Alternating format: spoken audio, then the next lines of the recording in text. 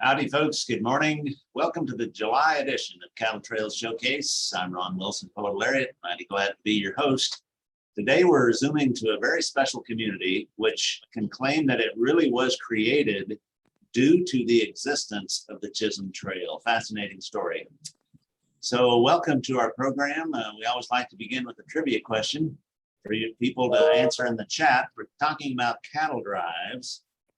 Last month, some of you knew that the cowboy riding at the front of the herd when they were moving cattle on the cattle drives was said to be riding point. That driver was riding point. Today we're asking, what was the position, the name and the position of the cowboy who was riding on the side of the herd? So the cowboy riding at the front of the cattle during the cattle drive was said to be riding point. What was the position of the cattle, of the drivers, the drovers that were riding on the side of the cattle herd as they were moving those cattle? And there's a couple of potential answers. So you got a couple of chances. Feel free to answer in the chat. The purpose of the Cattle Trails Showcase is to continually highlight the communities, historical elements, museums, and other attractions along the Chisholm and the Western Trail. The showcase is brought to you by the International Chisholm Trail Association, of which Dennis Katzenmeyer is president, Michael Grauer is vice president, Nancy Lawrence is secretary, and Mary Lou Rivers is treasurer. And our showcase chair is Lonnie Steeman. Thanks to Jill, who knew that the position of the rider on the side of the cattle was referred to as flank or swing. So the cowboys riding on the side of the herd were said to be riding flank or swing. Today, we're visiting the border queen town of Caldwell, Kansas. Some may recall that was one of our first stops on Cattle Trails Showcase. Today, we're going to learn a lot more about the history of this community, a key town for the Chisholm Trail, as well as for the Cherokee Strip. A new book's been written, which is tell us about the historic buildings of Caldwell, and we'll learn the history of the community itself. Fascinating stories. Our speakers are Karen Sturm, tourism director for the city of Caldwell, and the author of this, co-author of this new book, Michelle Schiltz. So ladies, with that, you're welcome to share your screen and we'll let you take it away. Caldwell was founded in March of 1871 by three Wichita entrepreneurs. One of its founders was C.H. Stone, and he opened Caldwell's first business, which was basically a general store, and he sold everything from clothing to groceries to guns to whiskey. Whatever you needed, he had in his store. The town was named after Senator Caldwell of Leavenworth, Kansas. This is a picture of Senator Caldwell. Caldwell is literally a child of the Chisholm Trail, whose origin was fostered exclusively by and for the Chisholm Trail. So businesses sprung up to catch the lucrative trade of the cattle drives coming up the Chisholm Trail from Texas. After crossing Indian Territory, which is now present-day Oklahoma, which was a long and tedious journey. So arriving in Caldwell, the cowboys were ready to party. In its Cowtown heyday, which is considered 1880 through 1885, Caldwell had dozens of saloons with 14 brothels and around 133 prostitutes. From 1879 to 1885, Caldwell went through 16 marshals. We think this is a state record and we're not concerned about it being broken. So Caldwell's most notorious marshal was Henry Brown. He was called the outlaw marshal because Henry worked both sides of the law, whichever suited him. This is a photo of Marshal Henry Brown. He was hired by Caldwell to clean up the red light district in town. That part of town had gotten so violent and so loud that the regular citizens of Caldwell were complaining and said something had to be done. And so he was hired by the city to clean up that part of town, which he did an excellent job of doing.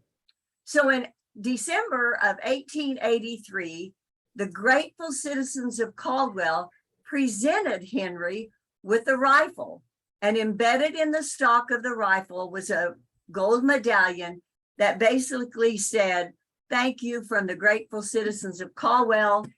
And it was signed by A.M. Colson, who was mayor of Caldwell at that time. You're viewing a case in the museum that has a lot of information, pictures of Henry Brown and his story. You can see pictures of the gun. The gun is actually located in the State Historical Museum in Topeka, Kansas. They consider it one of their most valuable assets. So if you're in Topeka at the museum, you'll be able to see that gun. Henry and his deputy marshal, Ben Wheeler, decided that they weren't making enough money from the city of Caldwell. So they decided they were going to pull one last job. And so they, with two other cohorts, rode to Medicine Lodge, west of Caldwell, and robbed the bank. They killed the president of the bank and one of the tellers. They were brought into Medicine Lodge by a posse, and consequently, Henry was shot in the back trying to escape, and the other three were hung on the outskirts of Medicine Lodge. So the railroad arrived in Caldwell in 1880, and its entry into the city fostered more saloons, more brothels, and more violence.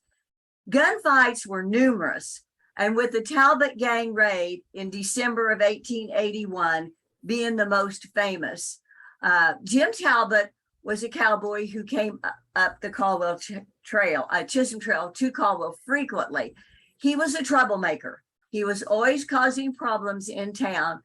And finally, he and his gang started a gunfight on the streets of Caldwell, and which went on for hours. The citizens of Caldwell were actually on top of the buildings shooting down at the gang.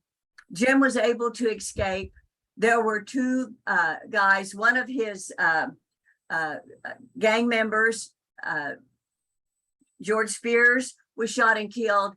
And Mike Mayer, who was originally from Wichita with the law enforcement in Wichita, he was also shot and killed. He had come to Caldwell, had opened a business. He was also mayor of Caldwell.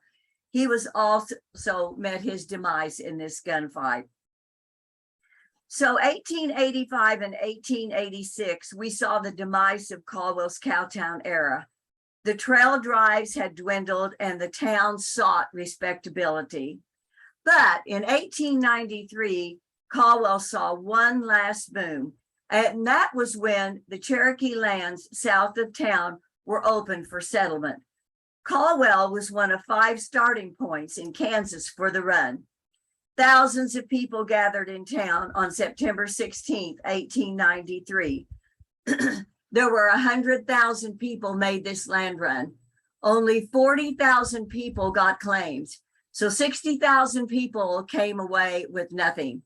A lot of those people had sold everything they owned and had come to get free land and had no place to go back to. So a lot of those people actually stayed in the area, opened businesses, or worked for ranchers down in the Cherokee land. So many Caldwell residents today can trace their roots to this event.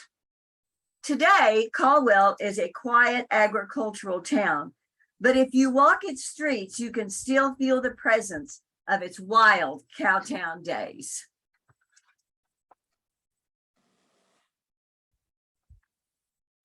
In 1993, the centennial celebration for the Cherokee Strip land rush brought a renewed interest in the storied history of Caldwell. The Caldwell Historical Society was eager to capitalize on that interest and took on several ambitious projects as part of that multi-state celebration. The society, with help from the city, the Chamber of Commerce, and many volunteer citizens collaborated in the erection of historical markers along the downtown sidewalks, telling some of the early history of Caldwell. Heritage Park was created in the vacant lot where the once grand Puck's Hotel stood. A huge mural depicting the history of Caldwell, which was painted by artist Brenda Almond, is located here, and a fine marker stands describing Caldwell and the Chisholm Trail. After the celebration in 1993, the momentum continued, and the Society took on the monumental task of restoring the original Opera House, which was in shambles, seen here. Through years of fundraising and hard work, the restoration was finally completed, and it is now a beautiful venue which is used for receptions of all kinds, weddings, performances of the Opera House Theater Group, and much more. Other activities the Caldwell Historical Society has created are the Talking Tombstones, in which people relive the lives and tell the stories of people, colorful people buried in our cemetery. Our Bella's Saloon Girls and Can-Can dancers, seen here. Our Wild Women of the West and the Regulators Gunfighters perform for many town events and even go on the road to other celebrations across the state. The arch shown here was built to celebrate the 140th anniversary of Caldwell. It was done completely by donations and fundraising, and it's quite a sight when you come up 81 into town. There have also been cattle drives in honor of the Chisholm Trail, in which longhorn steers are driven up the trail and right down through Caldwell's Main Street, bringing throngs of visitors to witness the thrilling sight.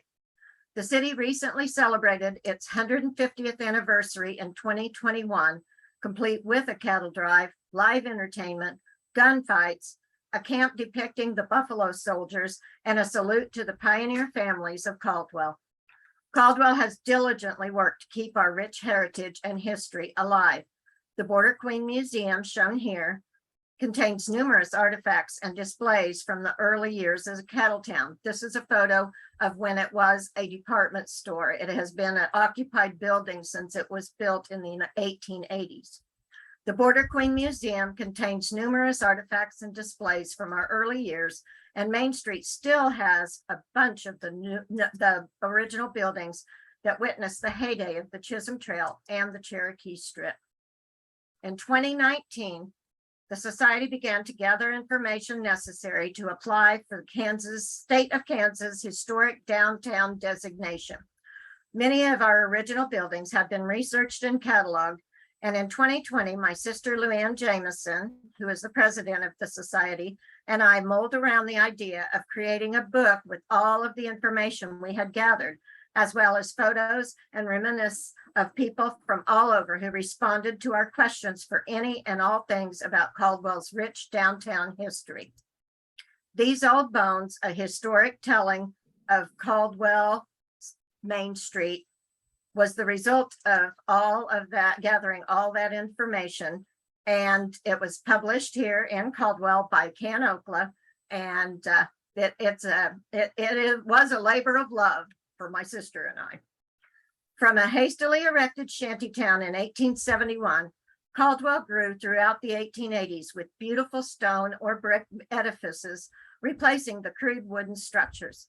In the mid-1880s, a newspaper editor noted that Caldwell's business blocks rivaled those in many eastern cities.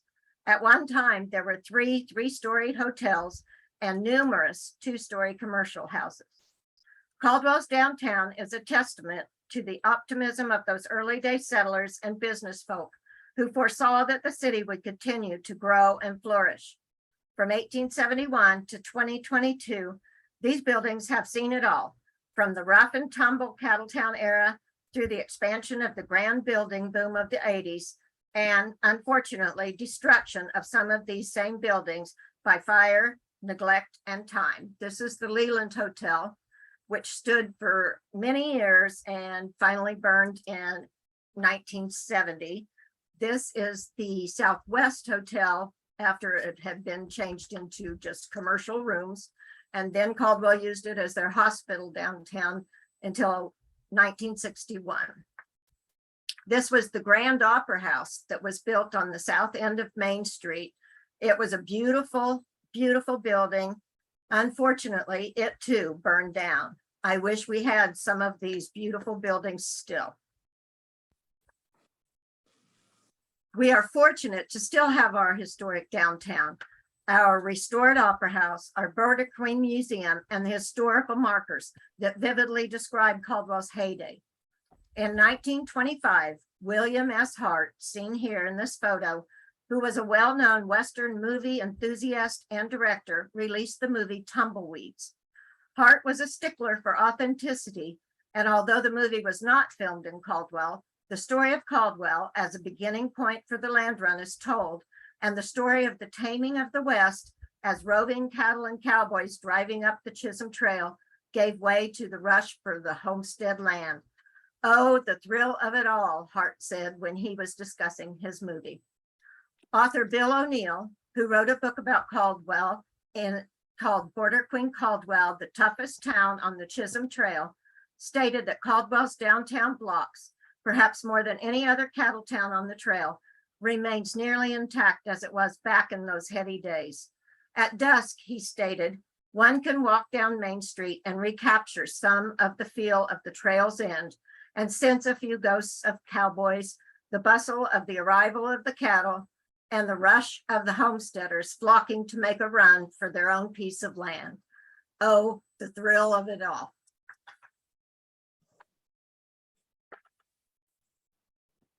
For more information, please visit the Caldwell Historical Society website and contact information. We do have copies of These Old Bones and Bill O'Neill's book, Caldwell the Border Queen, available at the Nostalgia Nook here in town, and there's contact numbers on the screen. Thank you. Thank you so much. How about a round of applause in person or virtually or on screen? Thank you. Thank you for a fantastic presentation. What a gorgeous photo to end on. Love the arch.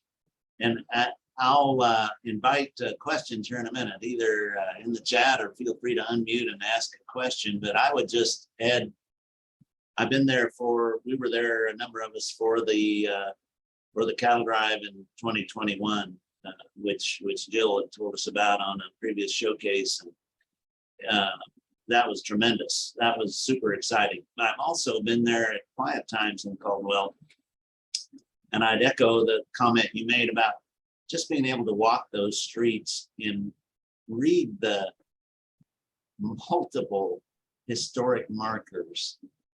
Caldwell must have more historical markers per capita than any place that I know of, because there's so many of those markers and so many fascinating stories captured there. So I commend you. I'll see if there are questions. To the Border Queen Museum, for example, is it open weekends, or is it by appointment, or how would a visitor? Right now it's by appointment. In the summers, we try to open a couple hours on weekends when we can. Of course, it's all volunteers, so it's hard to corral people to sign up.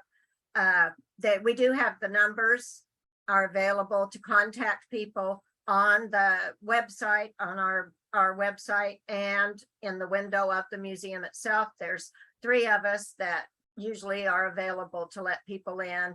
Either they can make an appointment ahead of time, or even if they stop in town and call, chances are you can get one of us and we'll be down with the key.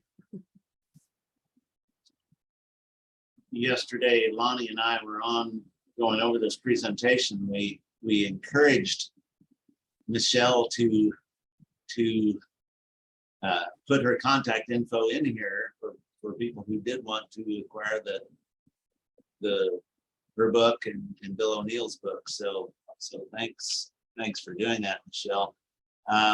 Jean Chavez is asking about lodging options in the community or nearby.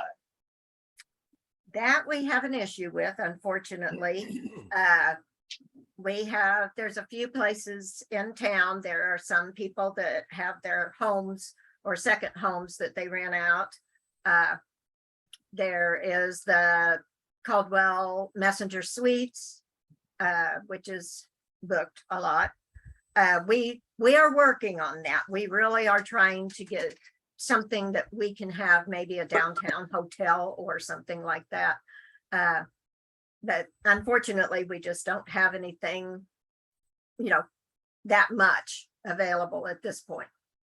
But we can help. Anybody can contact us through the website, and we can sure help try to find a place for people to stay if they want to come. Oh, the Messenger Suites has got. And Jill has posted some info about Messenger Suites. Yes. An old newspaper office that's been remodeled into beautiful hotel rooms. Caldwell is how close to what, I-35? 15. It's about 15 miles. Yeah, so I mean, easy access to very, very major Right. highway route. Very close to. Well, and US 81 goes right down our main street. So Absolutely. if you're coming the back road, the 81 comes through Caldwell. So Yeah, and Ron, if you want to be on the trail, you got to get off I-35 and get to Caldwell or on 81 highway, because that's where the trail went through officially. I've been to Caldwell many times, and again, when you're really super busy, like the 2021, which was just fabulous. Mary Lou and I slept in her van along with all those guys that were out there camping, and it was fun. And I've been there when there's like nothing going on, but there is something going on, and I think that's what's kind of cool about your town is you can come there and spend hours. And there's no event going on, but you've got monuments and you've got history, and just, I love old towns that have the buildings still erect and looking in the windows. If you can't go in, you can still look in the windows, but I like that about your town. You can go there any time of the day or night. Well, I know maybe a cop might stop you in the middle of the night, but you can look in the windows and you can read the monuments, and you can sit there and just imagine what that town was like. And I commend you for all that you've done for that town. I would we like to- have an active society in Karen? Cape Cod. Karen, I hear tell that at one time there was a sign underneath the Caldwell sign that said Gateway to Ellsworth. You had to bring that up, didn't you? Where did it go? What would you know about that, Dennis? Well, I heard there's a couple I hombres don't know how that happened. that made a trip down to Caldwell on April Fool's Day. Uh-huh. They put up a sign underneath the one you're looking at right now that said Gateway to Ellsworth. And Karen anxiously came down to view it and had very much excitement in her voice when she saw it. There may have been a couple of swear words too, but then she insisted that these two guys take her out for breakfast. That's right. And I got my revenge too. So they did.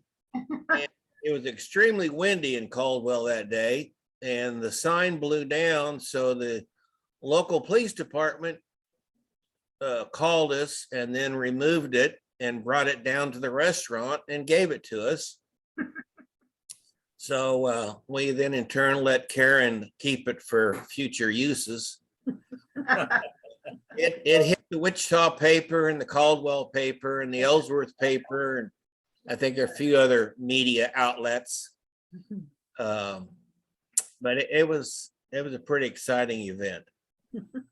I heard they did a DNA test on the sign and the sheriffs were out looking for you, Dennis, but That's good. Oh. We came down for your Caldwell days. I don't know what it was called, and brought Tom Hawk, and he got to perform. Are you planning that every year? and Tom Hawk's on here. I didn't know if you knew that. But are you planning that every year, or was that just, No, we have an annual Chisholm Trail Festival is always the first weekend in May. okay, Since 1995, we've had Okay. it. So, We don't have, unfortunately, we don't get to have a cattle drive for No. everyone because they're far too unwieldy to organize and expensive. and expensive. And, but we usually have entertainment. We have all sorts of activities. This last year, we added murder mystery, taking a real life murder from the 1880s here in Caldwell and had people try to solve it. It was a hit with the people who participated. So we always try to keep something new and exciting about our Chisholm Trail Festival. mhm. Other comments or questions?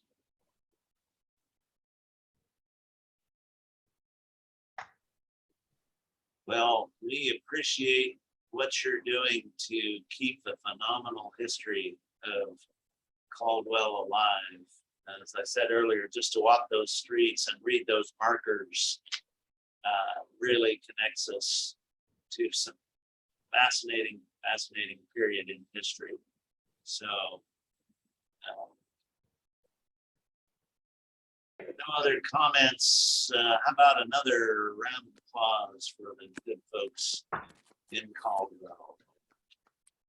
Thanks to the Historical Society and to Ken Okla for supporting the book, These Old Bones. Oh, I didn't ask, how many pages is the book? Is it more of a coffee table type of? It is, it's a large book, hardcover. And it has a lot of pages and maps of each block with historical timelines about every business that occupied those sites from when it was built until the present day. What a treasure. That'll be a great resource for the community going forward. So thanks for all the work that you and your sister have done on that. Next month, we are zooming to the state of Oklahoma. So we're going to ask Lonnie Steeman, our showcase chair, to say a word about that. Thank you, Ron. We're scheduled to be at the Museum of the Western Prairie in Altus, Oklahoma. And also the Air Force, I think it's Air Force Base there, has an annual cattle drive. So we'll be hearing a little bit about the celebrations that are in that area of Western Oklahoma on the Western Trail. So we're glad to have Western Trail folks on with us, as well as our Chisholm Trail folks today. We look forward to that. Remember, it's the second Friday of each month. So for next month, that would be Friday, August 12. Can you believe that? August 12, 2022 at 10 a.m. We do plan to have some board discussion with members of the board of directors, the officers of the International Chisholm Trail Association immediately at the conclusion of this program. And you are welcome to join us, but we'll conclude our recording.